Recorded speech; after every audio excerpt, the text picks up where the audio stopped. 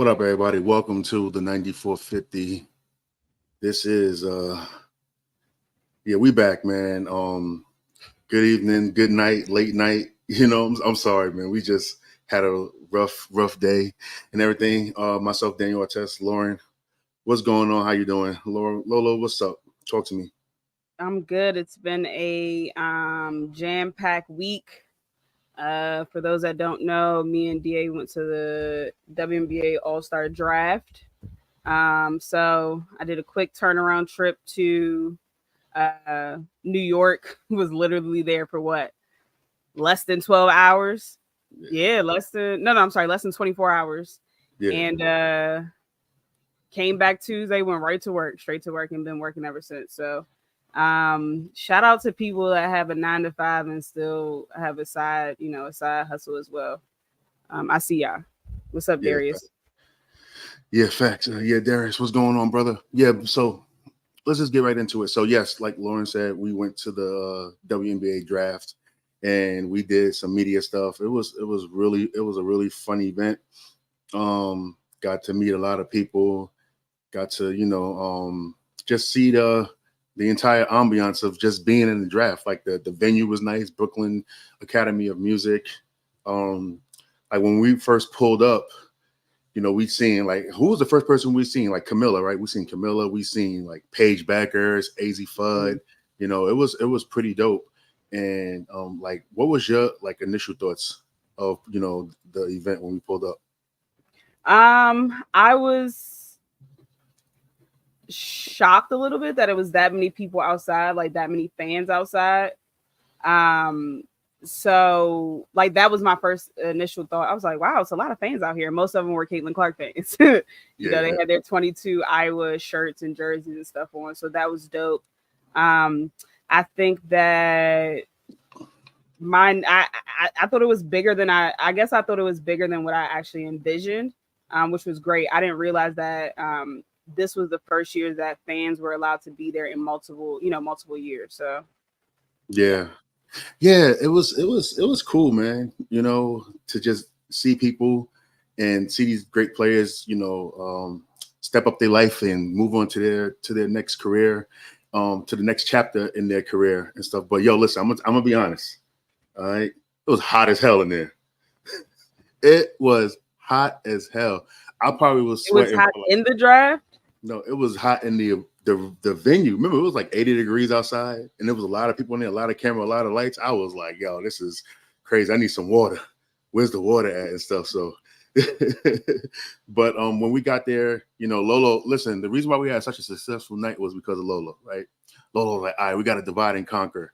We're going to stay down here, and she's going to do the draft. She's going to watch the draft for a little bit, and then I'm going straight up to the press room and then, get the questions or whatever I got to get.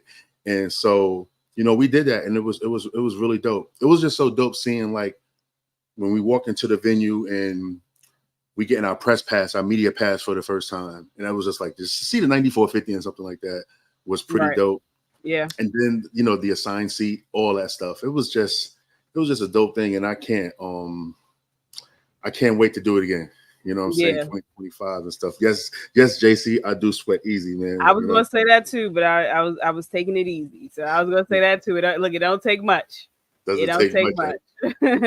But I agree. I think that they need to improve the system in regards to letting people in. It was very slow. Like it was very, very slow, which was interesting because where we got the press passes or the media passes, that part was pretty quick. So I don't understand why, they're wanding people down, making sure they're not bringing guns and stuff like that. I get that, but it was just very, very slow. And so yes, we got to represent as media, but we also got a seat on the actual event floor. And a lot of media didn't get that opportunity. It was like a first come, first serve type of basis.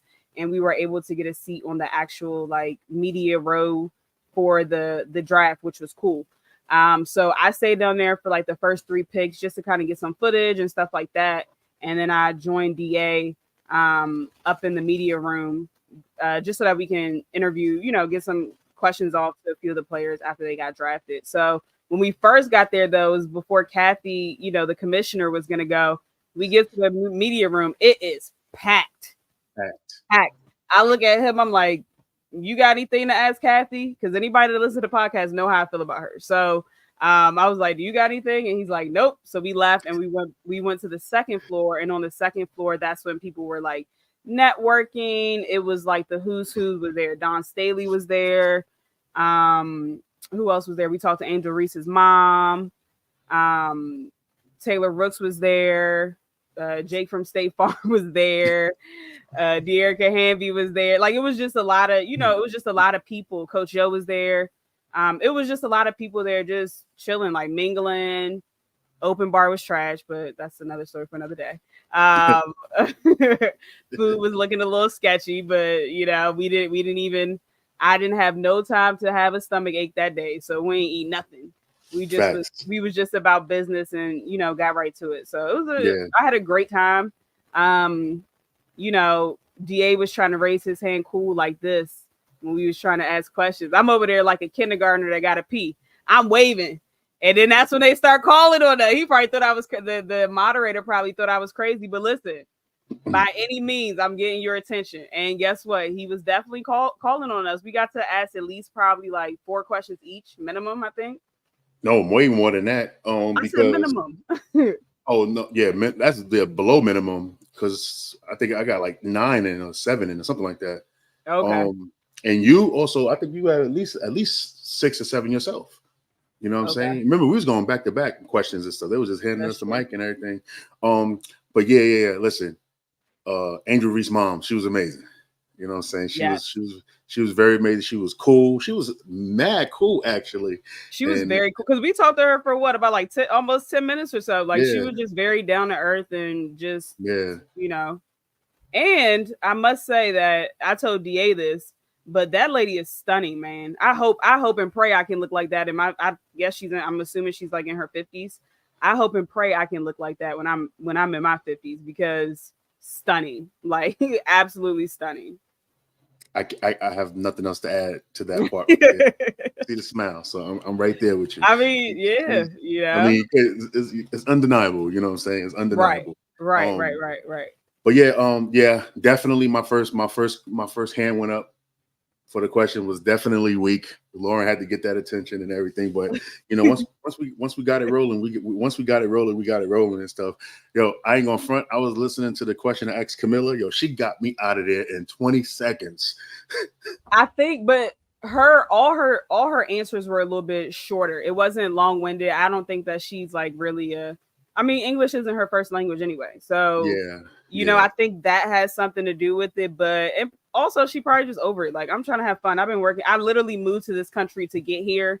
I ain't trying to answer no questions. I'm trying to have fun. And I feel that. And then like the day before, think about it, she was at the, national championship parade and everything. Mm-hmm. So sis was tired, was on the PJ, and they had them up early. They was at like the Empire State Building at what, 9 o'clock? Mm-hmm. Yeah, so they had them women on a mission. So I'm sure sis was tired. Yeah, but all in all, it was a really good event, and I got to see some of our media peers. You know what I'm saying? So that was fun. Oh yeah, and the Caitlin Clark comes out, right? So when she comes into the media room, I have my hand wave or whatever, and Lauren is getting our hands up and stuff, and then they hand me the mic for Caitlin Clark. I'm like, Lauren, record this. And then they took the mic back. I was like, yo, that's crazy. That's crazy. That's crazy right there. Yeah, but, they were kind of selective with people asking her questions. Everybody else, they were kind of cool.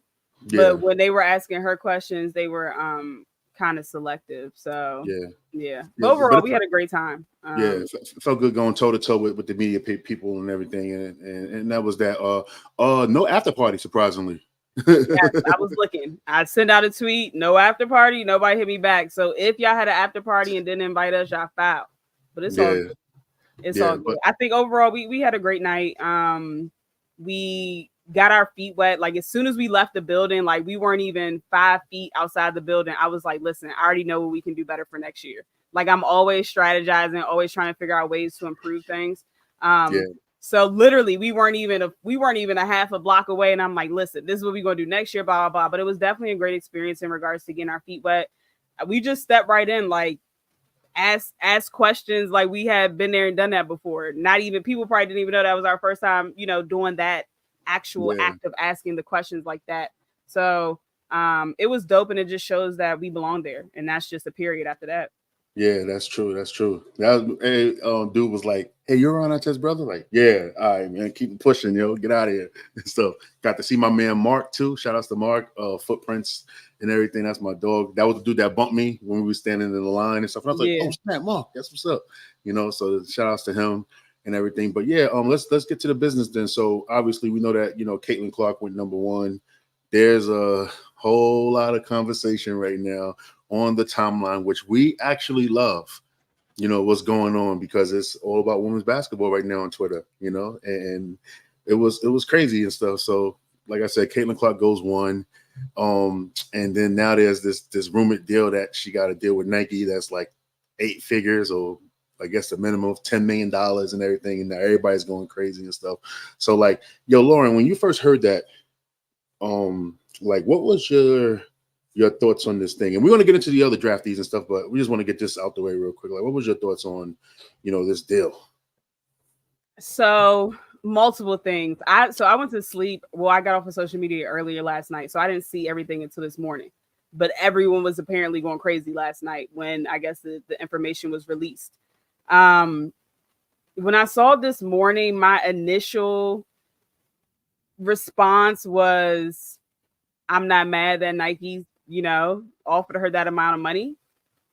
Get your money, sis. But in the same breath, I'm thinking of all the women that look like me that also deserve a signature shoe. I'm not even talking about the money aspect, but I'm talking about the signature shoe that's going to come with, because if they're paying her 10 to $20 million, best believe she's going to have a signature shoe, right? So I just think about the women that look like me that deserve a shoe. And that's not taking anything away from Caitlin Clark. Like, I want people to understand that 2 things can be true. She can, number one, deserve a shoe, if that's what people think, right? And she can also be in this position because she's white. I'm just gonna put it like frank. Because I'm sick and tired of, and I'm gonna let you go before I go on a soliloquy, because I am gonna go on one, but I'm sick and tired of people acting like race is not involved in sports. Race has been involved in sports since the time sports started. Like, we can look back on the NBA side, Magic Johnson and Larry Bird. In the 1970s, early 1970s, the NBA was in the same position that the WNBA is in right now, where a lot of people, weren't watching, because they weren't watching because a lot of the NBA players were Black. And people have literally come out and said that in interviews. If you go watch old clips on YouTube is free. They literally have interviews saying, I don't support the NBA because it's too many niggers in there, is what they say. I'm gonna just use the actual word that they're using. Sorry, but that is literally, because I looked it up today as well, just to make sure I wasn't tripping, right? So it was like that until Larry Bird and Magic Johnson came into college, right? And then it was still racial because it was this Black versus white thing.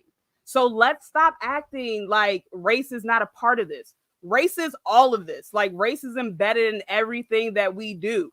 So I think that's my biggest thing. Like, I'm just sick of everyone acting like race is not involved. Yes, Caitlin Clark is very good.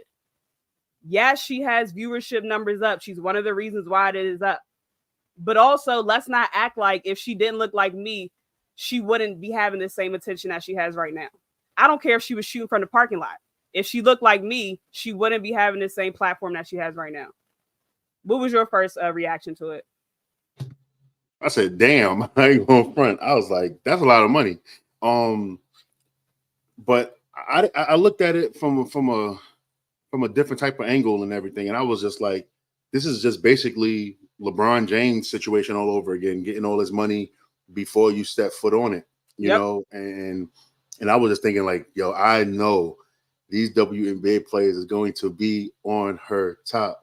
It's going to be like Patrick Beverly on Lonzo Ball's first game the entire season. You know what I'm saying? Like, they're going to be on her head. I mean, that's a lot of money.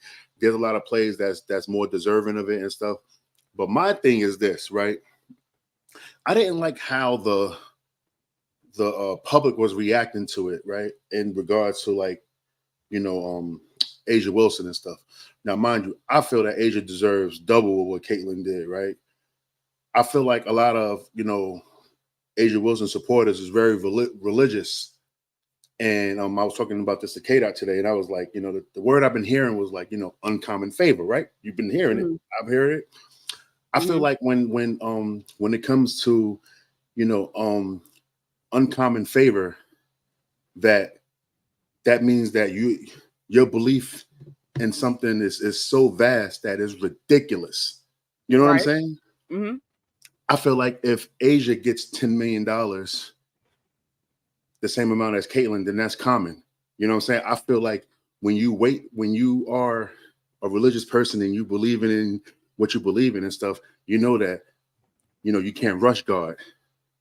He's going to do it on his time and stuff. I feel like that is just a $10 million bulldozer that just hits the building and then it just unveils $50 million. You know what I'm saying? Because everybody do believe in the whole peace be still, was for you, delayed, not denied, all this other stuff that we've been hearing on the timeline and stuff like that. I kind of looked at it as the fans, like they was hypocrites the whole entire time. That's how I feel about it. You know what I'm saying? That's the angle I was looking at it for. But so like, they're not. So I'm a challenge you. So fans that are passionate about Asia Wilson, rightfully so, because she's the best women's basketball player in the world. She's the face of the game. Well, that's what we think. The powers that be don't think that. It's clear as day they don't think that. Right? They don't. Right? Mm-hmm. Right? Agree. Okay. So we have Asia Wilson, who's the best basketball player in the entire world that we at least know, because there might be somebody out there better that didn't get a chance, of course, all that blah, blah, blah, that we at least know. So you mean to tell me fanatics fans, short for fanatic, are supposed to watch a 22-year-old kid that hasn't played a professional game in her life, has not had one dribble in the WNBA. Asia Wilson's fanatics are supposed to say, you know what? I guess we just gonna wait for God to, bring Asia a shoe. Like, how long are they waiting? What else does she have to do? Like, you know what I'm saying? Like, what else does she have to do? Because at this point, this has nothing to do with God. Like, at this point, it's corporation. This has nothing to do with, like, I get it, right? I am a religious person and I believe in all of these parables and all of these sayings that get us through the day, right? Like, I get it. But when you're being slapped in the face year after year, like, this is not, and that's the thing. Caitlin Clark fans, they think that this wasn't an issue before she came. We've been talking about her getting a shoe for 2 years, easily, minimum 4 years. Right. Yeah, easy. We'll be easy and say 2 years, right? We've been talking about this woman deserving and getting a shoe for 2 years. So you see a college kid that's coming in that has never taken a dribble on a WNBA court, never had a full WNBA game, already getting at least $10 million in a shoe deal. See, I look at it like this. I feel like that, all right, cool. They can have that. You know what I'm saying? And that's what they're going to have. I kind of feel like with all the eyes watching Asia, watching the W this year, it's going to be so much eyes. Probably going to be the most viewed season again, Absolutely. But probably like 4 times over. I kind of feel like when the right eyes actually watch Asia Wilson play and see what she can do, then I feel like that's what's going to really open up the door for her fandom, for her to even get more fans, more notoriety, more looks and everything like that. And then it's going to have to force Nike to be like, all right, cool. We see what this woman is doing. We see that, a lot of fans is turning towards her now and everything. And that the money is going to come. I believe that she's going to get the bread. I really do. I believe that she's going to get the bread. Not only because of the gameplay, it's because of the outrage from everybody too as well. I agree. I think she's going to get it because of the outrage. The outrage. Because the numbers are there. Like, what else does she have to show? The numbers are there. Like, what she got to show? So hold on, let's read comments real quick. She don't really have to show nothing. I'm telling her game is going to speak so much volumes and stuff, and that's why I'm looking at it for. You know what I'm saying? That's why I came at it from that angle and everything. I'm telling you, that's all it's going to do is that $10 million bulldozer. You know, that bulldozer that swings and knocks the building down and stuff. All that's going to do is just realize it's going to open up. It's going to hit the vault, and that's it. And then now everybody can see what's inside the building of the WNBA. You know what I'm saying? I mean, I agree. Much. I agree that Caitlyn's I don't agree with you completely, and I'm gonna tell you why. I agree that Caitlyn's the eyes on Caitlyn right now will increase the viewership in the WNBA. So because people want to see her, you know, these WNBA players who are competitors, who are professional athletes, you know, they're going to show out because they know all eyes are on them, right? So I understand that. I understand what you're saying, and I do think that she'll get her opportunity. But my issue is it is a bigger problem. It is a much bigger problem. Corporations believe that Black women are not marketable. And we've had this discussion, and I'll say it on the podcast. It's not just in basketball. It's with every sport. Like tennis, they were not making money in tennis until Serena, Venus, and Billie Jean King literally came and helped them, you know, knock down the glass ceiling and all that, right? So agree with me or not, Serena Williams is the best tennis player of all time. I mean, Serena Williams, yes. She's a top 5 athlete of all time, male, female. I agree. So we can all agree in the chat. We can all agree. It's no question that Serena Williams is the best tennis player of all time. Okay. So I'm gonna tell you when stuff starts changing to me and I really start seeing that, hey, no matter how much advancement we make, people really still are not fucking with Black women. Excuse my French, but I'm gonna get passionate today. So y'all just gonna have to deal with it, okay? Disclaimer. Hold on, before you go, Lauren, don't excuse yourself for being you. All right, we're not them other shows, okay? Do you? I'm gonna just give y'all some numbers because I'm sick of people on Twitter saying it's not a racial thing when it simply is. So I'm gonna give y'all some numbers. From 2004 to 2019, Serena and Maria Sharapova played 22 times. Okay, Serena won 20-2. That's her record when they go head to head in your head to head matchups. She also won 8-1 in Grand Slam meetings. I'm just giving you background. Okay, in 2013, Serena won the French Open and beating Sharapova and went on to win another title that year. Sharapova in that same year, Sharapova's marketing and endorsement deals exceeded Serena by 10 million. Serena made 13 million, while Sharapova, who is not as good as her, literally made 23 million. So y'all want to sit here and tell me that we're saying the best tennis player in the entire world ever, like the best person to ever touch a fucking tennis racket, is making $10 million less than someone that can't even carry her bags? Like, stop.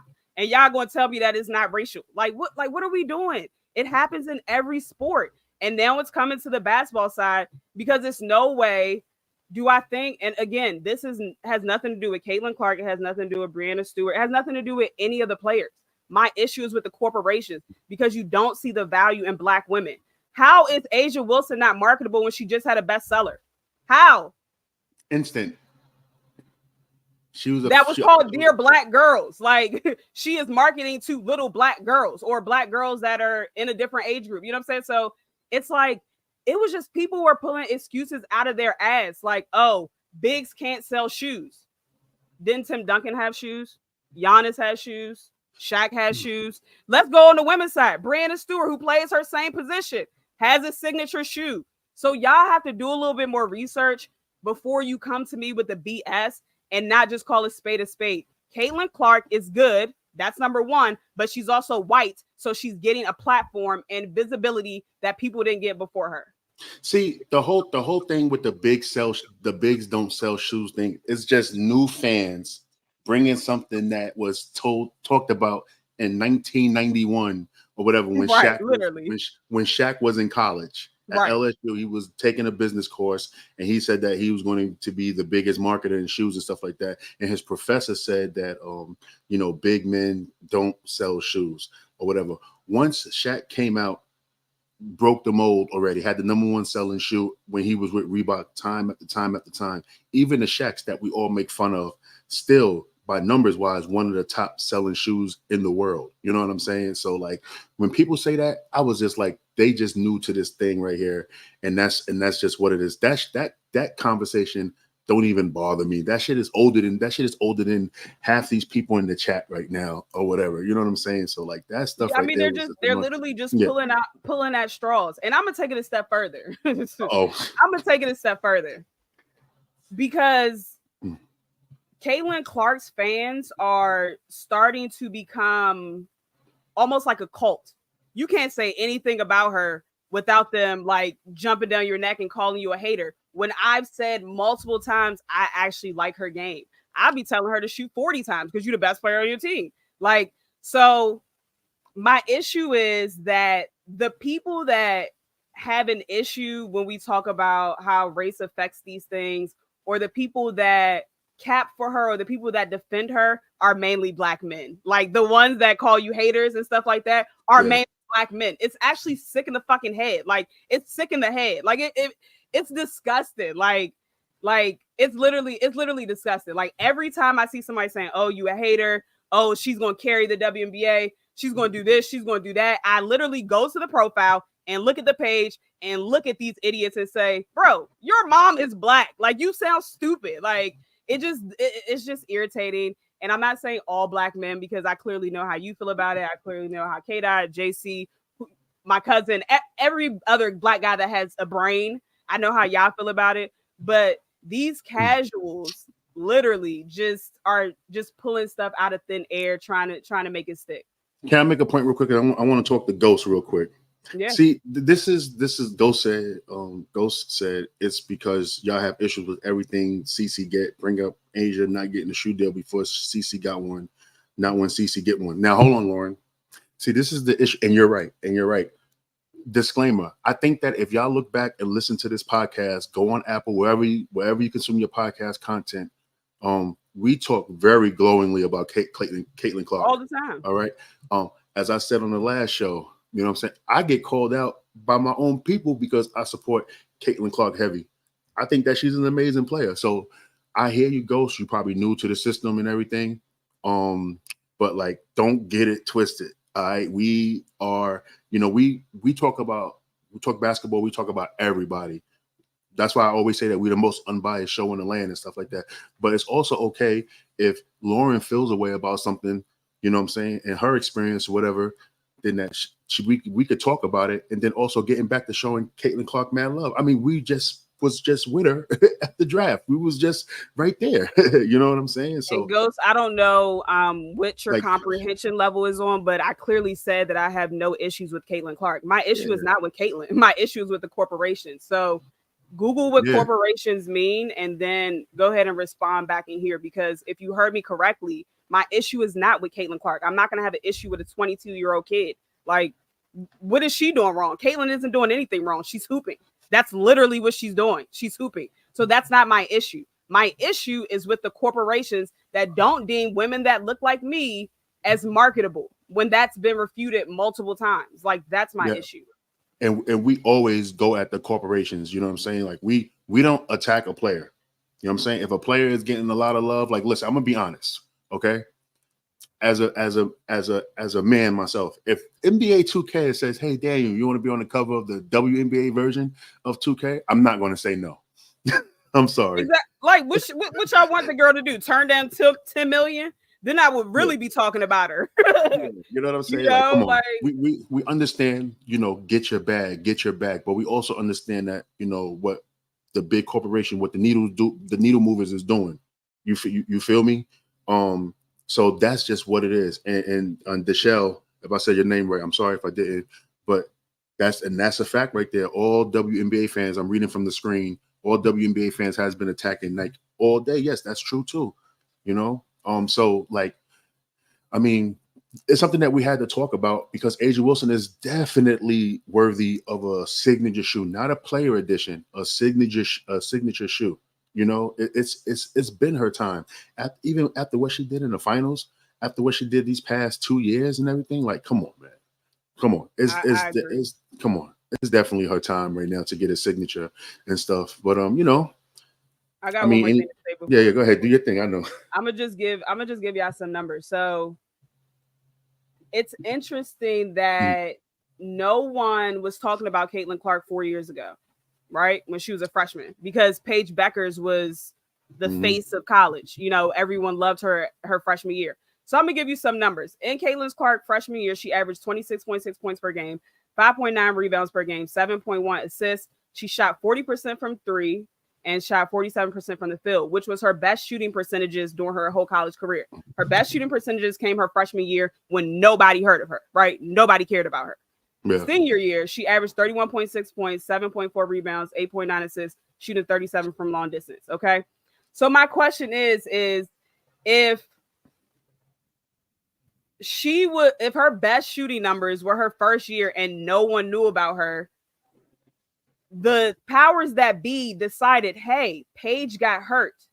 We need a new face of the league, or we need a new face of college. So they put Caitlin in that position and gave her the platform to shine, gave her the visibility to shine. So my whole point in bringing that up is the powers that be put her in that position, because nobody cared about her 4 years ago, and she was doing the same shit 4 years ago that she's doing today. The numbers show it. The eye test show it. So my point is they gave this girl, because they deemed her marketable, because she's a white straight woman, they deemed her marketable and they put her on the platform to elevate the game, which I'm happy about. Elevate all you want, bro. I've been watching since 1997. These women need to get their just due. Like, they are professional athletes that literally work year round. Like, they deserve everything, all the attention that they're getting now. It's just irritating when people don't see what is clearly happening in front of our faces. Like, you know, no one cared about her 4 years ago and she put up the same numbers. It's because they gave her the platform to shine. So stop saying she revolutionized the game. Stop saying she's the best player ever, because she's not. Like, she just played in a system where she could shoot logo threes. If she went to UConn, like I said before, Gino would not have allowed that ass to be shooting logo threes. Like, it's about the system she went to. Like, people say, oh, no one was shooting logo threes before her. That's false. They were in a system where your coach didn't allow you to shoot. Y'all really believe that Caitlin Clark is the only woman in the entire world that can shoot logo threes consistently? Like, come on. Like, let's just use the brain that God gave us. Like, please. Listen, I'm gonna change the show, because like this is courtside access with Lauren. Okay, like I told you I had a lot to say. And another last thing, for real, because we're moving on. I'm not gonna be on her all night because I'm tired. Yeah. But last thing I'm gonna say is, again, for the people that say it's not racial, South Carolina went 38-0.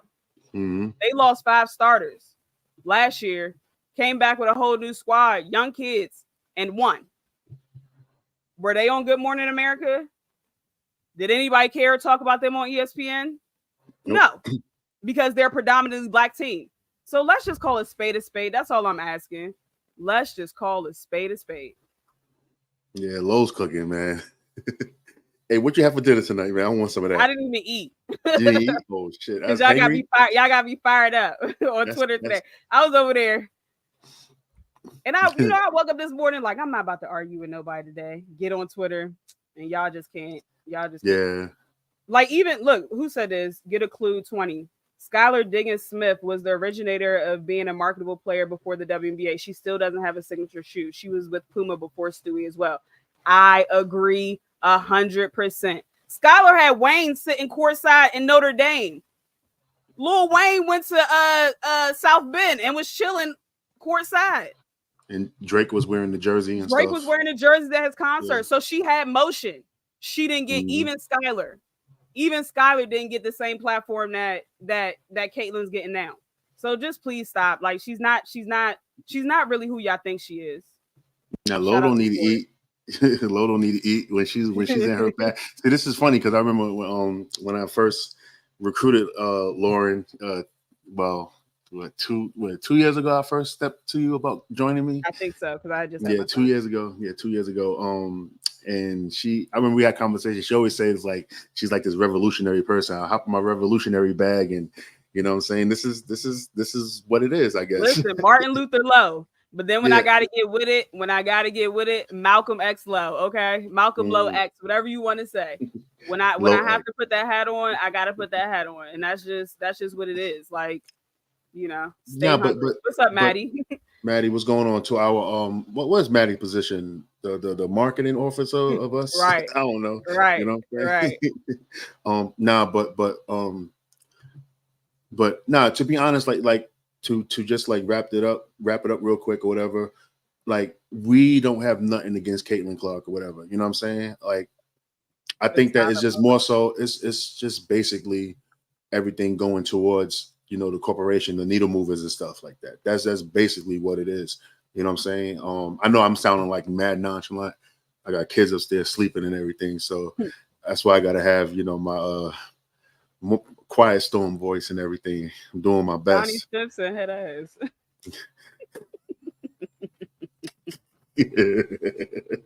Here we go, man. It's chill, yo. But yeah, he's correct. We don't have no beef for her. We don't have no. Listen, anyone actually.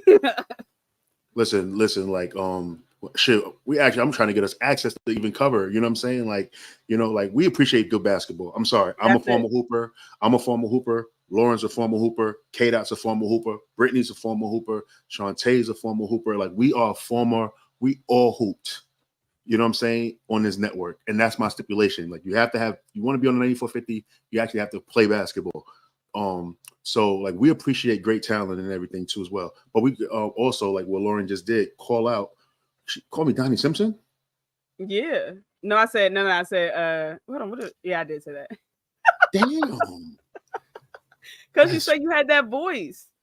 All right, yeah, we good. Hey, how you doing? See, I should have went like that with Miss Angel Reese's moms. I should have said, "Yo, what's going on?"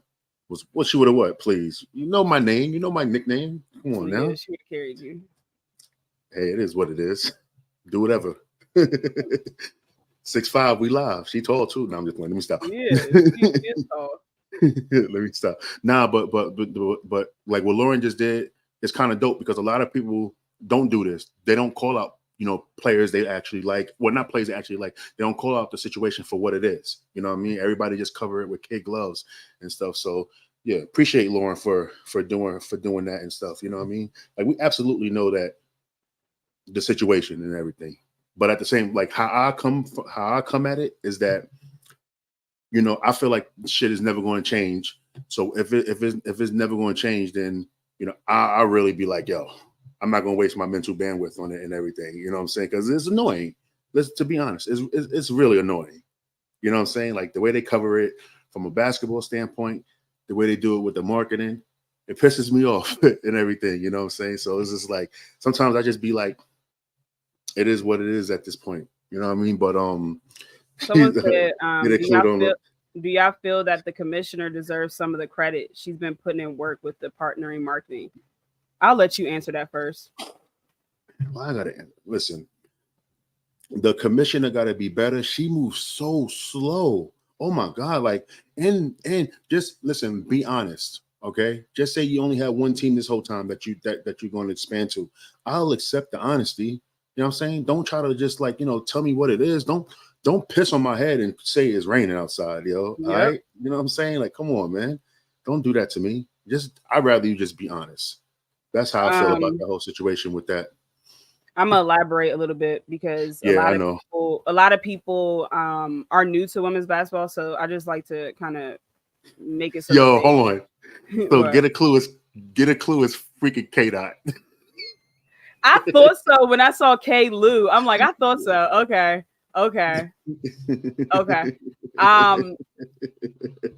Sorry, okay. K-Dot. That makes sense though. That makes sense. Okay. In regards to the commissioner getting credit, hell no is my answer. I think Kathy can do better. I think that she needs to be, like DA says, she needs to be more truthful. And when we say truthful, she said by 2025 we will have two additional teams. It's only one in Golden State. I guess the deal fell through in Toronto. So that was the first lie. The second lie was saying that the women in the playoffs, they would be able to fly private. Remember that? Remember she was saying like they would be able to fly private after a certain round or something like that. And the lie detector determined that was lie as well. She backtracked and said all this other stuff about how she couldn't do it. So why are you giving these women your word and then going back on it? Like, Kathy gonna have to give me 5 minutes, bro. Nah, chill. Cause what if Kathy put you in a full? What if Kathy put you in a full? Don't lose, you fired. No, I'm just 5 minutes of verbal 5 minutes of verbal discourse. I'm about to say because come on now. No. We know. That's why. Think about it, Laura. Remember, we was in the press conference, with Kathy. We was like, nah, we out. Yeah, let's go back downstairs. Because what I would have said wouldn't have been respectful, and I do want to be mindful that she runs the league that I am trying to also get access in.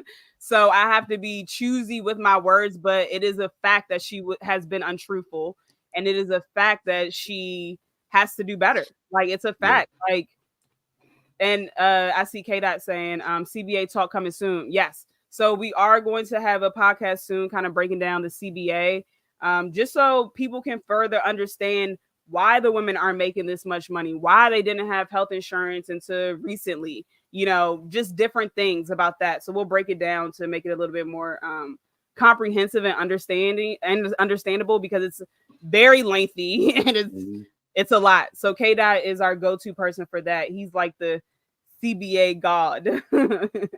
Brohim Elijah one right there. That's my guy right there. Right. Nah, but we want to get behind that story with the money situation going on in the W and everything.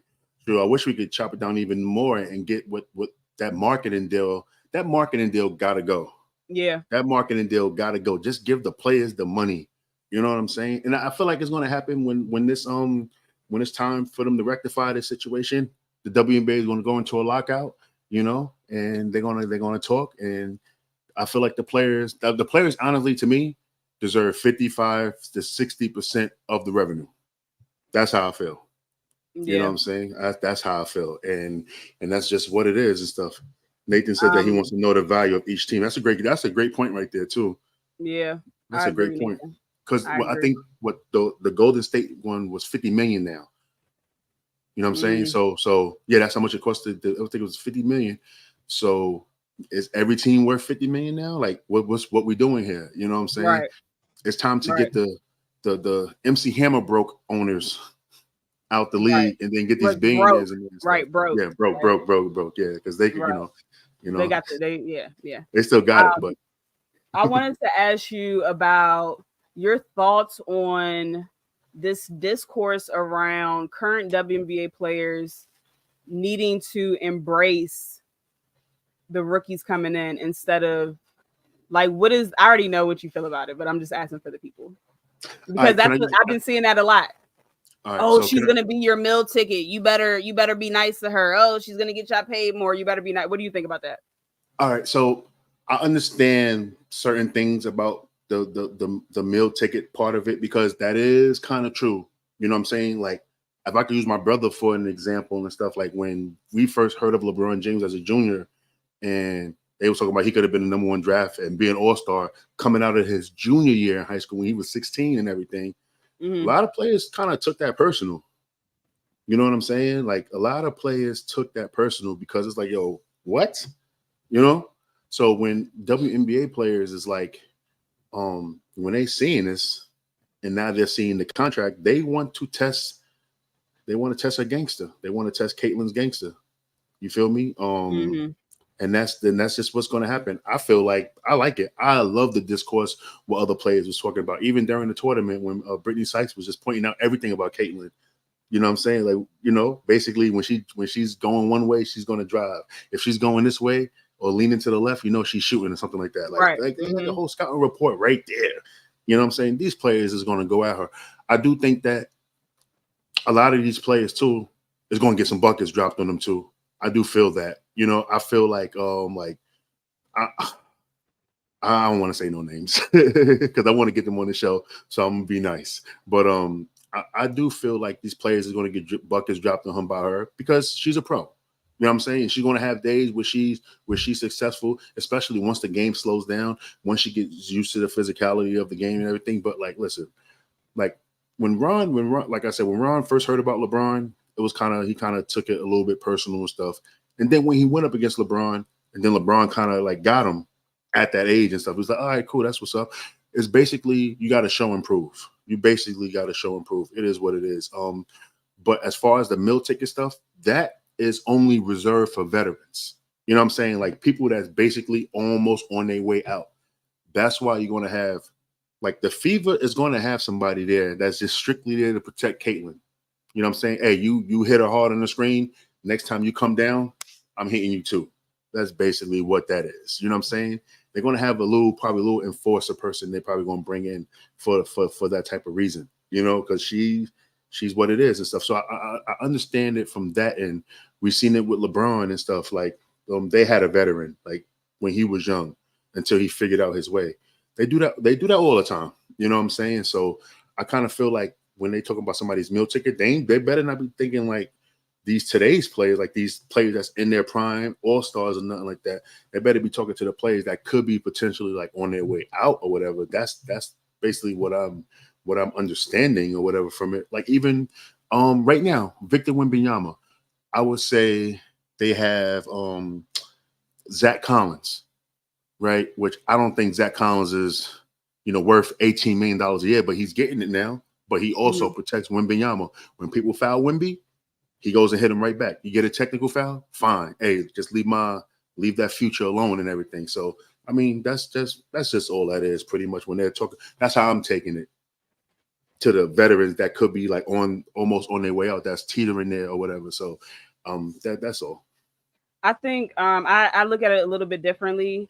I think that people are saying that these women that are already playing in the WNBA should embrace Caitlin Clark coming in. So I say that because hold on, I'm sorry to cut you off. So they saying that they want the whole league to embrace Caitlin Clark coming in because of the potential of the money or whatever, like going forward. Yeah. See, that's dumb. All right. Now I got you now.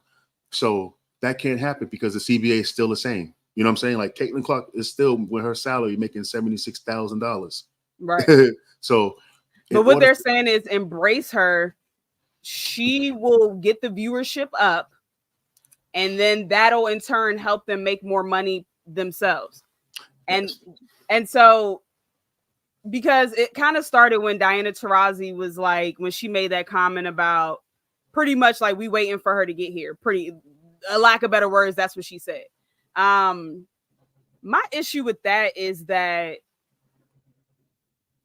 people expect these women who are competitors, who are professional athletes, to be friends, like to befriend rookies. Like, how many times have in the history of basketball do rookies get hazed?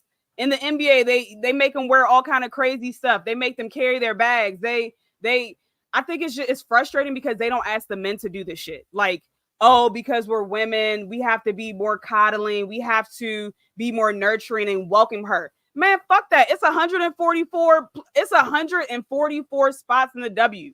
Why are we trying to be friends? We trying to feed our families. Some of these women have kids. Like, we are trying to feed our families. Like, I'm not like, it's no hate. Like, I'm not going to hate on her, but I'm also not going to let her take my spot. Like, yeah, exactly. And I feel like men are not asked to do this. Like, men are not asked to turn your competitiveness down a little bit. No, like, these women are competitors. Like, what are we what are y'all missing? Like, we're supposed to just arms open. Come on, Caitlin. We're not going to give you the same treatment. Everyone, when they had that welcome to the W thread on Twitter, every WNBA player said that Diana Taurasi was their welcome to the WNBA moment. Like, because Diana was giving forearms, like she was letting them know, like, it's not going to be an easy league. So y'all telling me that it was okay for her to do that to every rookie before now, but now Caitlin's supposed to be handed a silver spoon? Okay. Well, shoot, Erica Will is like, yes, put the jersey on, let's go. That's me. That's not Lauren speaking. That's me speaking for me. I'm just going about for what I see. Erica Will is playing it smart right now, y'all. You know what I'm saying? Because look, you keep talking about her, she will come out and get buckets, man. They not going. I hope she do, because she can play. She can play. I tweeted her. I said, I know that everybody that be tweeting her is like giving her fuel to the fire and stuff, because they're saying like, yo, your spot is done. You're not going to even be on this team, during the season and stuff, So right, yeah, right. I hope she do go in there and take it personal. You know what I'm saying? The first couple of days of training camp and be like, all right, cool. Yeah, this is how it's going to go. She absolutely has to. I agree. I think she'll stay. I just think that I just hate this whole discourse about how they should be less competitive or competitors because that's crazy. She is the white Michael Jordan. That is wow. Ghost, when did you start watching the W? I'm just curious. Caitlin Clark should get a red carpet. Caitlin Clark should get a red carpet. No one has done for the game what Caitlin has done. Okay, Ghost. Okay. I like Ghost. Ghost is funny, man. Yeah, okay, Ghost. Okay. What if Ghost is Caitlin Clark right now? Girl, come on the podcast. Ghost is really Caitlin, yo. That's what we're gonna call you Caitlin for the rest of the show, son. Whoever you are. Come on, go ahead, Diana. Try to touch Caitlin. Y'all saw how she was flopping when girls that's not even as strong as DT ran into her. Oh, that physicality gonna be something to get adjusted to, my girl. Yeah, it is. It is. That physical. And this is another thing, and this is for Ghost and all of Caitlin Clark's like diehard fans that are delusional. Y'all making it harder for her. Y'all putting these expectations so high on this girl. Like, you're not even giving her time to like transition to the league. Like, it's going to be a learning curve going from college, the speed in college, the no one's holding your hand and telling you when to eat, your preparation, all of this is changing. Like, she's literally really getting that push into adulthood. Like, so it's going to be an entire different world. And these fans are putting all these expectations on her that are unfair. Like let her transition before we're doing all this. Like, it's already immense pressure on this kid anyway. And now fans are just putting even more, like he said, the white Michael Jordan. Come on, man. That's crazy. Come on. If I was Caitlin Clark, I'd be overwhelmed. Child, I don't know how she not. Yeah. I have no clue how she wouldn't be. And her fans are not helping. Y'all think y'all helping, but y'all literally are putting her in the situation where she could possibly end up like Rebecca Lobo. A lot of hype coming out of college. Nah, she ain't gonna be Lobo. She ain't gonna average 6 points, but she ain't Lobo. What I mean by that is she averaging her height. No. What I mean by that is Jada said it best on the timeline. She said that if Caitlin does not reach the expectations that all of these people are putting on her, the fall from grace is going to be on a pillow. They're going to give her that Rebecca Lobo treatment in regards to not holding her to the standard that everyone else is held to. That's a good point. She's gonna fall back she's gonna fall back on that $10 million pillow and be chilling. It's absolutely, because I'll be like this too, sis. You gonna front. Listen, y'all gonna give me the $10 million to make the attempt? Please, I'm not making the attempt. Call me Jerome James. If y'all understand that, then y'all know what I'm talking about. For those that know who Jerome James is and stuff. Hey, Lauren, you don't know who Jerome James is because you're looking at me like with that face. No, I was reading what they said. But I don't know who that is. Jerome James played on the Seattle Sonics, right? This was when they was in Seattle. Mm-hmm. He had one dominant series. I mean, he averaged like 3 points and 4 rebounds for his career. Had a series when he was averaging like 15 and 10. And then the New York Knicks gave him like $46 million. Sounds like something the Knicks would do. He played one season. He played one season worth of games in 6 years. That's crazy. I don't blame him. I'm sorry. No. It's not a bad thing. You know what I'm saying? Like, I believe in generational wealth. Get your money. They want to throw money at you. Get your money, get hurt, go home. Darius Miles, salute. Go ahead. It's all right. Not calling it about Darius. I'm cracking up. Get your money. Get your money and stuff, man. Look, Chris Bosh probably could have came back. You know what I'm saying? Took his 180 and bounced. Get your bread. It's all right. Just make the attempt. That's all. But yeah. I mean, I thought we had other stuff to talk about, but you kind of tied them both in, talking about Caitlin Clark. Yeah, I mean, we can talk about that. Casual fans and stuff too. As well. I was going to say like the picks. We can talk about Shan that. Said is what? $30 million for Kate? Nah.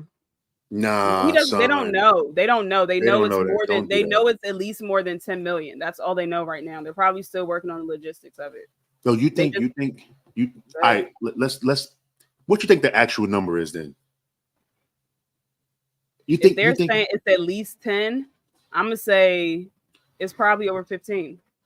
That you know what? That's dope, man. I can't even front, man. I'm sorry. It is dope. It's super dope. That's crazy, man. It's super. I'm happy for her. That's life-changing money. Like your whole family is living different now. You know what's crazy? Nobody said this. This shit just woke up Asia Wilson. Yeah, how? The Aces in 4. Aces in 4, 3-peat. It's over. That's it. Aces in 4.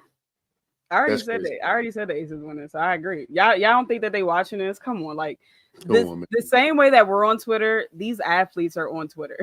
Like, they see all of this. Like, you know what I'm saying? Like, y'all don't think they watching? It's extra motivation. It's just extra motivation. But look, we're at 56 minutes. So we're gonna give y'all like 5 to 10 minutes to ask any question you got, and then we're up out of here. Yeah. So whatever y'all want to talk about, just put it in there and everything. There's no bidding war and everything. Like, this is it. She's been a Nike athlete. So there's no she spoke to Under Armour and Adidas. And Adidas and stuff. There's no bidding war. It's over. Darius said, Daniel, don't do this to me. I want my Liberty to win the chip already. Well, word around town is Benijah Laney pregnant. Oh, see,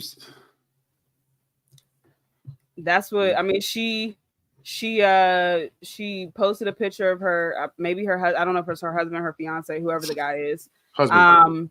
It's her husband. Okay. So she posted a picture saying she missed him, but she had like a shirt on, and you could see like that she looked like she's just showing. And then, of course, the Twitter detectives went to her tweets and saw her like tweet. Somebody wrote, not Benijah pregnant or something like that, and she liked the tweet.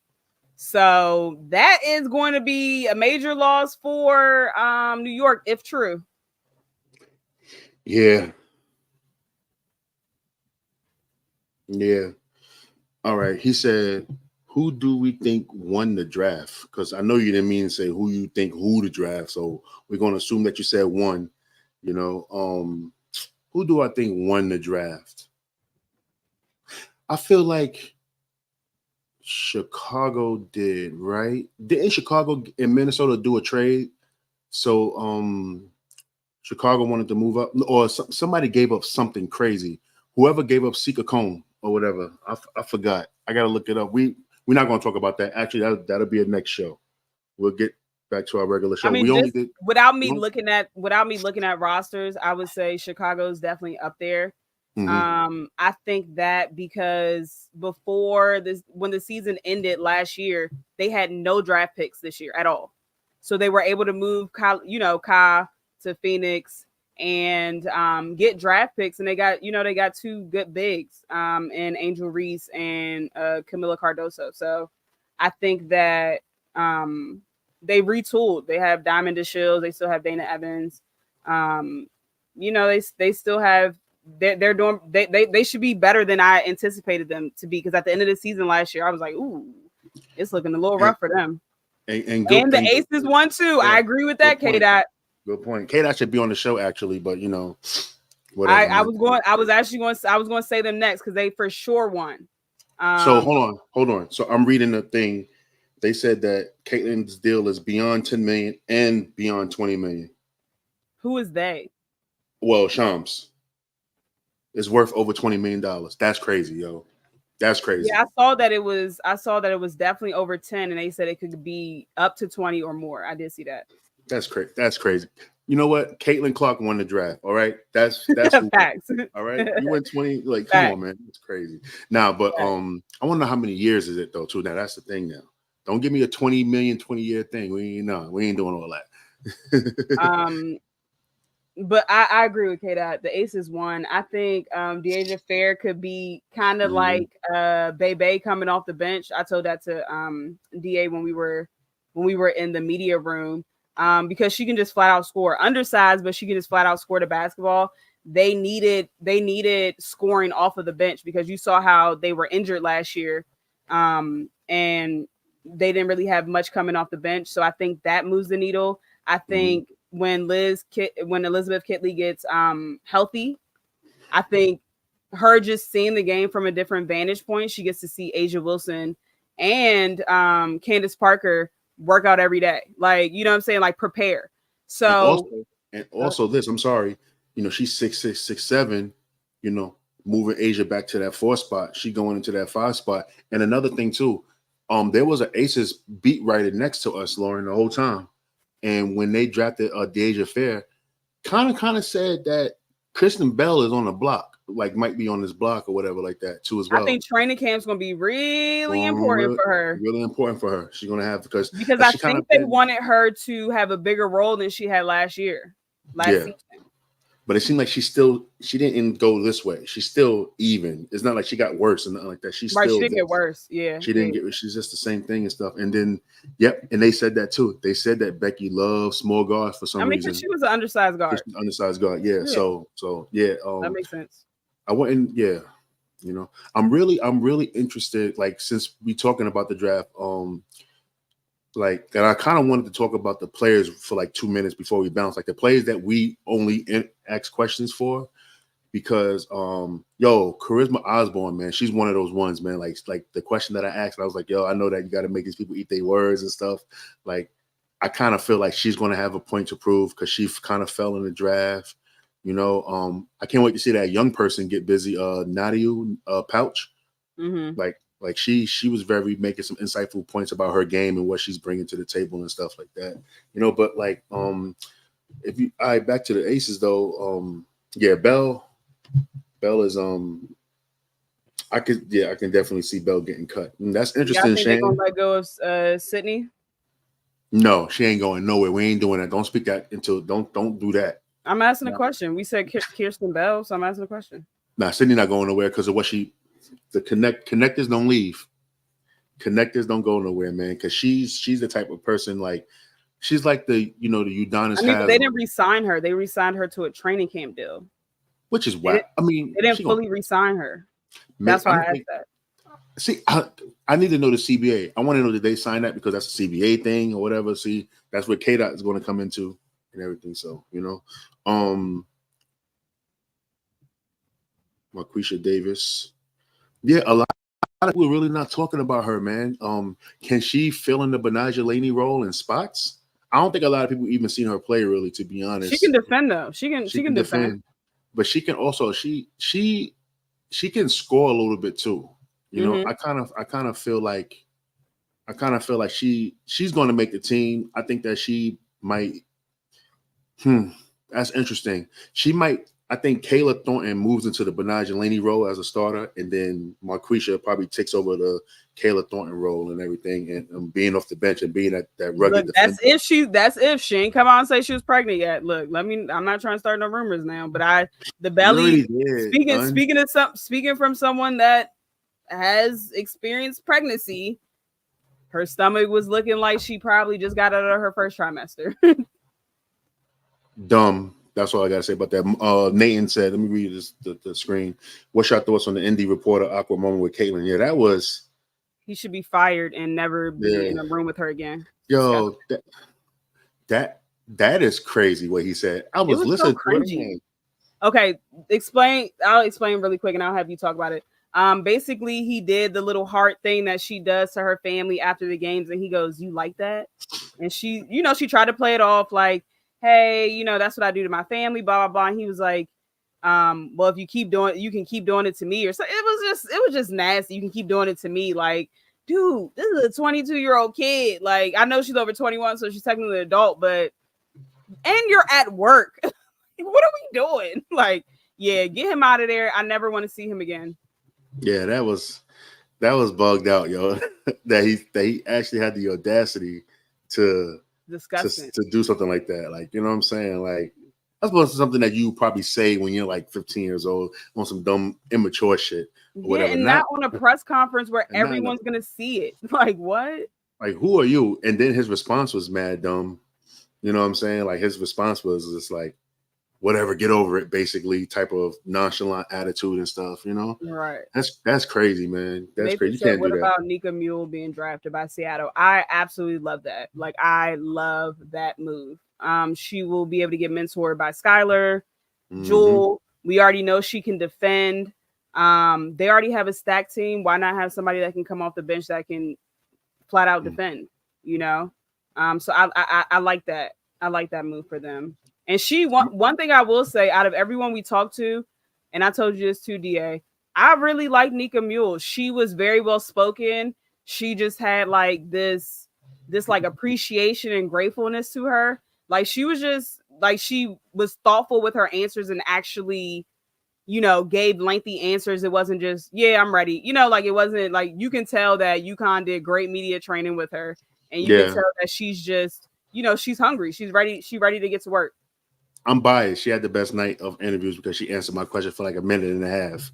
Yeah. You know what I mean? She didn't give me the Camila Cardoso 27-second treatment. But she was very insightful. You know, she's really good at answering, like if it's a 2-part question, like she's really good at diving in the first part and then coming back to the second part of the question. I was like, that's actually pretty dope. She did that the whole time. I think that's pretty dope. Big Baby said, the Sparks going to rebuild this year.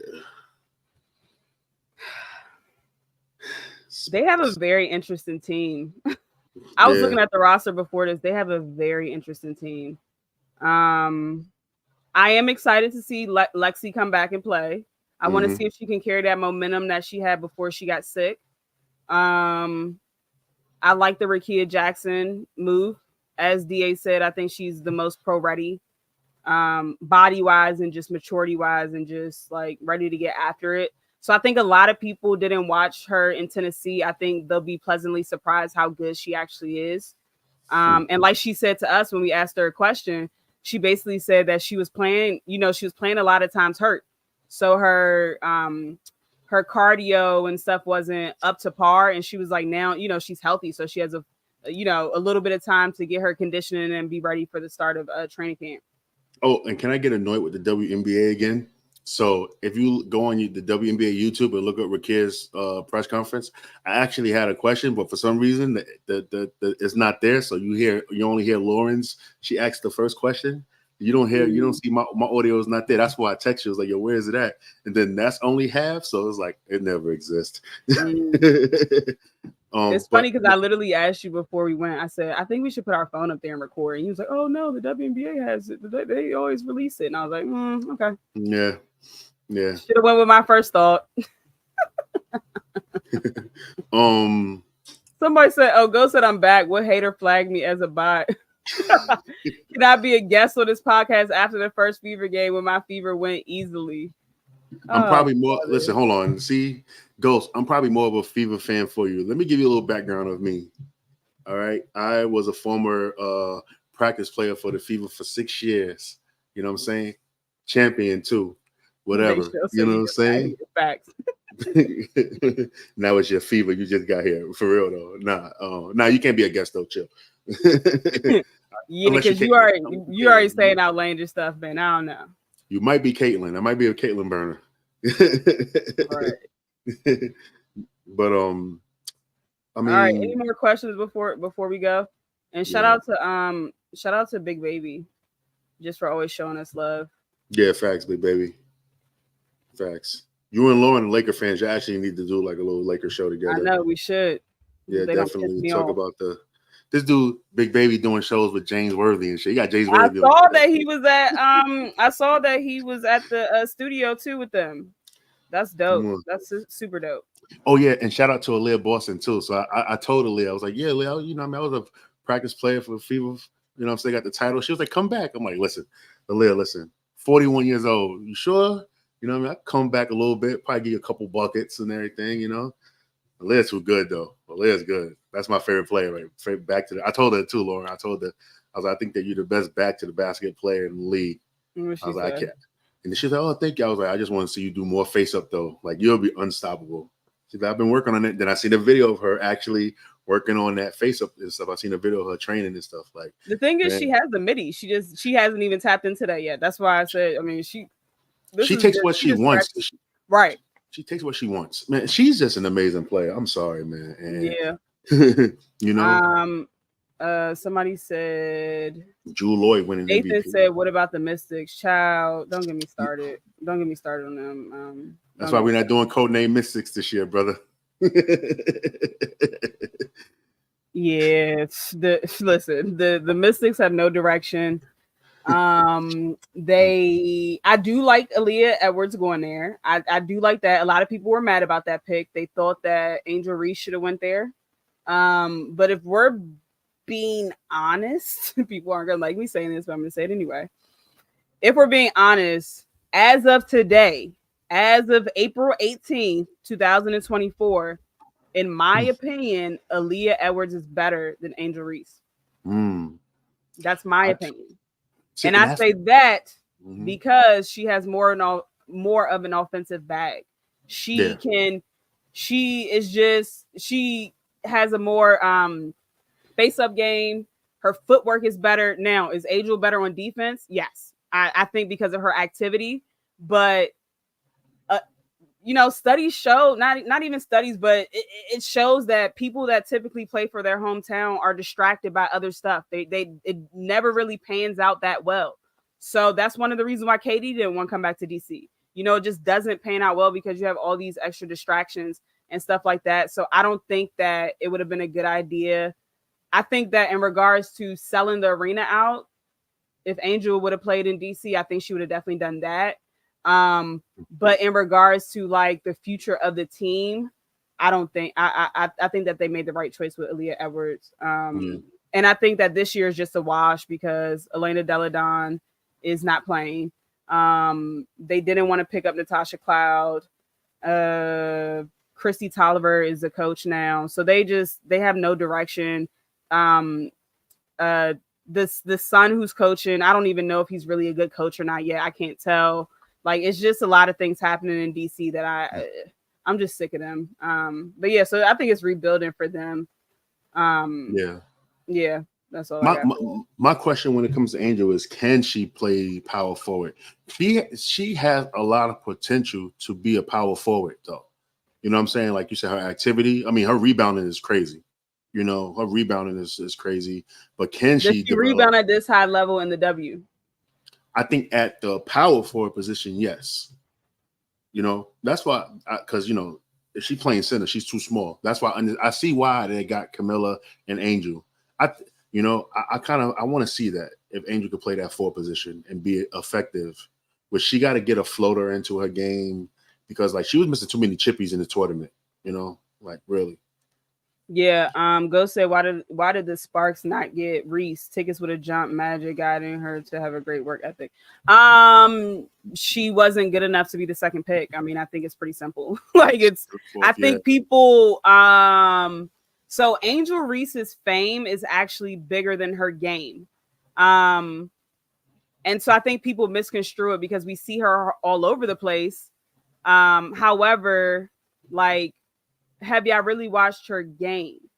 She, even at 4, I'm not taking her at 4. I'm not taking her before Rakia ever. Like, no. And like K-Dot said, the Sparks they were 10th in offensive scoring. They needed scoring. Angel Reese she can only do putbacks. That's her main bag. She gets the rebound and puts it back in. Or she tries to go to the basket, get a foul, and goes to the free throw line and makes her free throws. So that's its limitations to our offensive bag. Whereas Rakia can score at all 3 levels. Yes, Sis has some work to do for real. I mean, she knows it. I think she knows it as well. Because in the press conference, she was just like, I know I'm gonna be at the bottom. I need to work my way up. And I think she knows. Her interview was really good too. She was very calm and open and everything about it. Like she wants to it seemed like that she just wanted to play some basketball and everything. So I'm really looking forward to that because, we had our criticisms of her and moving on to the next level, but I hope that good point. I had to stop myself. Yo. Dayshell said, because people can't see it, that's going to be listening. Spoon is going to do for Reese what she did for Zion. And I agree. That's a good point right there. Good point.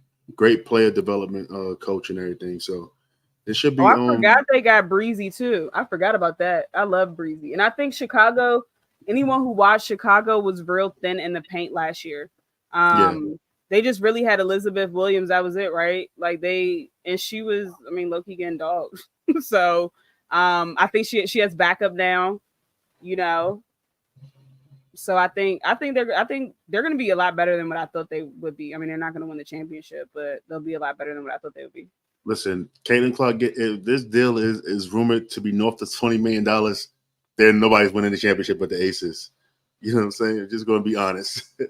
Yeah, I agree. That who's rebounding against them? A team with Cardoso and Angel Reese, and then you throw Liz Williams in there too. Who's winning the rebound battle? The Aces is winning the rebound battle because Caitlin Clark got $20 million. That's my answer to everything Aces. Why the Aces did this? Because Caitlin Clark got $20 million. You know what I mean?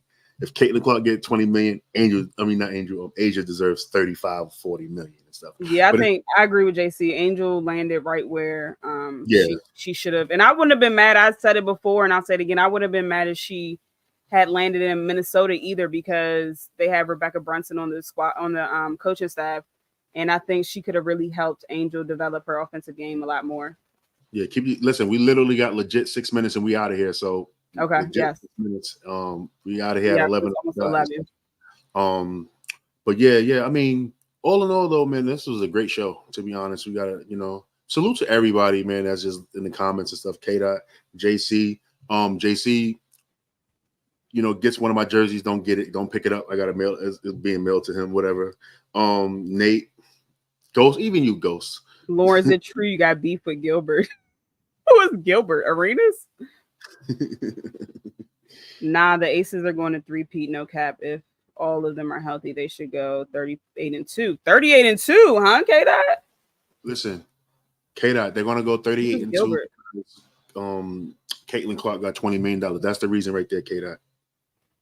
JC said, quick NBA. Buy Clay, yes or no? Somebody's gonna overpay him.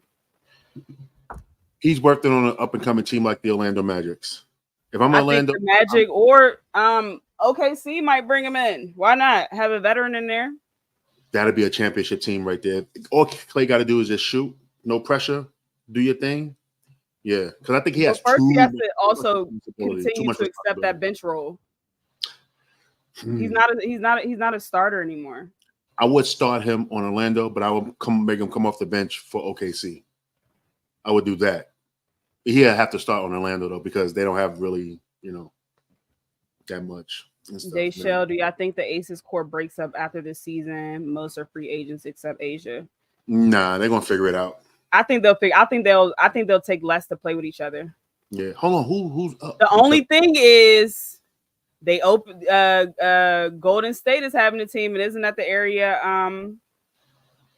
Chelsea Gray from? Isn't she from out that way? You think she want to leave that to try to build a team up? I mean, I wouldn't. They got something too good going on. I wouldn't. They need to just give them that team and let them draft Paige, man. They need stars, stars. Let that team get a star. Let them get Paige and stuff. Like, I want to see what they do in the expansion draft. Just imagine how many players is going to be in an expansion draft, right? And it's not like they're going up against another team unless, that's not going to happen. Magically appears that 2025 a second team is coming in. Like, the expansion draft should be real interesting. Who's going to be up in there, Yeah. I think, Kata, I agree. My good sis, Candace, may retire, especially if they win again. If they win, she definitely retiring. Yeah, she leave with Nathan, Wizards could sign him. Listen, Nathan, the Wizards, the DC sports scene is just, as you know, it's just a shit show. The Wizards, now I know I said the Mystics have no direction. Now the Wizards really have no direction. They don't know what they're doing. Like, it's actually pathetic. The tickets should be free. Candace is coming back this season. I ain't worried about that, JC. Bro, I'm just letting y'all know. My girl heard y'all talking. She heard y'all saying that before she got injured, she wasn't really doing much. She gonna come back. Listen, I promise y'all. Nathan, I want to also say that the Mystics should start tanking for Juju. Yeah, basically the Mystics is basically starting from right now. Be doo-doo for Juju. I'm telling you. Yep. Right yep. I agree. I would start taking right now, bro. Y'all think I'm joking? Listen. Juju is like when Wemby came in. I'm tanking. I am tanking. For 3 years. I already said it. I think Juju has the potential to, if she's lucky enough to not have major injuries, Juju has the potential to be the best women's basketball player of all time. I said it here first. So Deshelle said lose in the rage for Paige. Come on, yep. Keep them coming, man. I need Minnesota to tank for Paige. That would be dope for her to go there. Mm-hmm. Doo-doo for Juju is insane. Candace gonna be a dog this season. You already know. Bob. She don't even really need to be a dog though. Like she can just chill and just be her and like that. Well, because they're not gonna they think she old and they're not gonna really, they're focused on a core 4. So she's gonna be able to get easy buckets just off of that. Yeah. And mind you, this is a generational player. I know y'all like to throw that term around, but outside of like Shamika Holsclaw, who could bring the ball down and get, start the transition as well. It's not many 4s or bigs that can do that, can get the rebound and start off in transition, and make a good pass, make a good play, like go out there and play make. So y'all saw the few games before she got hurt. Just wait until she get her. I'm telling y'all. I got another one. So you're talking about Juju. We gotta do one for Hannah Hidalgo. Keep your stats wild low for Hannah Hidalgo. Yes, there we go. I'm cracking up. Or sniff pure uncut Bolivia for Olivia. Stop. Yeah, I think South Carolina can repeat. I think that it depends. I think South Carolina will have to beat themselves. That's the only way they'll lose, is what I'm trying to say, is if they beat themselves. But I do think that because they're going to get better. They literally have everyone coming back except Cardoso. And then they're adding Joyce Edwards. And who knows if they're going to get anyone from the portal. So, this team went 38-0. Yeah. Candace Parker's skill set reminds me of Lamar Odom. I'm not mad at that. I'm not mad at that. That's a good one. Yeah. Candace is nice, yo. Like listen, when they had those highlights on the timeline the other day, clearly I know how good for anybody who doesn't know, I'm a huge Candace Parker fan. Like I'm a fanatic, right? She actually got me into watching women's basketball. Anyway, women's college basketball. So anyway, people put highlights of her on Twitter the other day and like back from college. And I'm like, I forgot how good. I knew she was good because I watched all the games, but I forgot before injuries, Candace was a dog. Like Candace top 5 dead or alive. Yeah, she is. And no news on. We don't know where Ari Offen's going. She need to go down to SC or SC. I think she's going to either USC or UCLA. Probably stay home because she is from LA. So she is, and I think didn't she play with Betts before, right? Lauren Betts. Then wasn't she playing for Stanford? Yep. Yeah. She played for Stanford. Yep. So she already got that connection with Lauren Betts. I don't know if they're cool or not, but man, go give my girl Juju some help, Kiki. Yeah, Kiki and Juju. Oh my gosh, DA. Kiki and Juju with the number 1 recruiting class coming in. Whew. Crazy. Whew. All right, Kiki. Last thing before we go. I don't know if y'all watched it, but that All-American, no, it wasn't the All-American game. It was what, USA versus whatever it was. The Hoop Summit. USA versus the Hoop. Yep. Kennedy Smith was hooping, and she will be at USC next year. Like I told y'all, help is on the way, Ju. Help is on the way. Help is on the way. Yeah. Yep, that's play for Stanford. Yep, K-Dot. All right, let's wrap this up. Yeah, we're gonna. All right, last question. Mm-hmm. No. You didn't even read it. People that's not watching can't. I know. I got you. I said no. Deshelle said, y'all think Haley Van Lith improves her draft stop at TCU? No. There we go. How about that? That's better. I think she'll fit in better there than she did at. Yeah, she will. It's Haley Van liabilities until otherwise. That's what it is. Haley Van liabilities until otherwise. K-Dot, you actually put me on to Joyce Edwards. I didn't know about her. Yeah, K-Dot did too. Because yeah, definitely. All right, let's get out of here. Thank you for listening to us at the 9450. don't forget to follow us, right? You know what I'm saying? Listen, we here. All right. That's where you can follow us at. For those looking on the screen, for those not, the 9450 on Twitter, at the 9450 underscore on Instagram, the 9450 underscore on TikTok, and on YouTube at the 9450 as well. And also, we got a new page coming up now, right, Lauren? Like, tell them about that. Yeah. So basically, I made a another Instagram. I'm gonna change my Twitter name too. But I made another Instagram because people were following my personal Instagram, and I post my son and stuff on there, and I don't want y'all being all of my business. So I made a second Instagram that's about just all sports related or NBA. I can't talk basketball related content. So y'all can follow me on Instagram at Hoops with Lolo, LOLO. Oh, so it's Hoops with LOLO now? You changed it because it was. Oh, I'm sorry, I lied. It's Hoops with Lo, LO. Damn. I don't even know my own dang on. That's embarrassing. Okay, scratch that. It's Hoops with Lo. There we go. Simple. Hoops with Lo, all one word. Yes. Hoops with Lo. Please go follow her right now. She's on Instagram right now and stuff. And yep, there you go right there. K-Dot, thank you very much. We appreciate you, K-Dot, man. You know what I'm saying? K-Dot's coming back on the show. I think K-Dot see us as a duo. K-Dot want to come back on, be part of the trio again and stuff like that. So we can run a triangle offense. Yeah, Tex Winter in the building. Yeah, Ghost. When the Fever win, we'll be at that parade for sure. Hey, I already been to one, Ghost. You ain't got to invite me.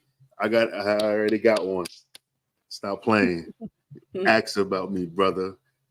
Indiana's finest. Ghost, go to bed. She's sick of him.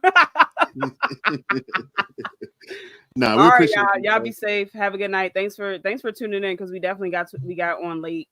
It was my fault. I had to do a few things. But yeah, thanks for tapping in for sure. Yeah, definitely. And with that being said, hey, y'all be safe out there. You know what I'm saying? Stay healthy, all that good stuff. Love is love. Peace.